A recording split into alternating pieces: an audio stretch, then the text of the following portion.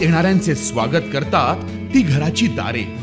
आपले घर, बंगला, ऑफिस, फार्म हाऊस यासाठी सुंदर डिझाईन केलेली jumbo French door, safety door आणि तीही 18 गेज GI सेक्शन मटेरियल वापरून आणि 80 मायक्रॉन पावडर कोटिंग केलेली, संपूर्णपणे मेंटेनन्स फ्री, नजर खिळून राहील असे आकर्षक सर्व प्रकारचे डोअर्स मिळण्याचे नाशिक मधील एकमेव नाव शिवाय एंटरप्राइजेस।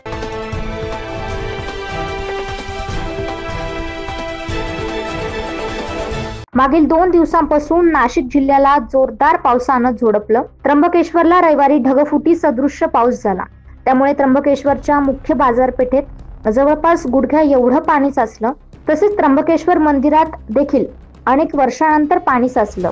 ब्रह्मगिरी पर्वतात मोठ्या प्रमाणात पाऊस झाल्यानं हे सर्व पाणी त्र्यंबकेश्वर गावात शिरलं, यामुळे अनेक दुकानांमध्ये पाणी देखील साचलं होतं।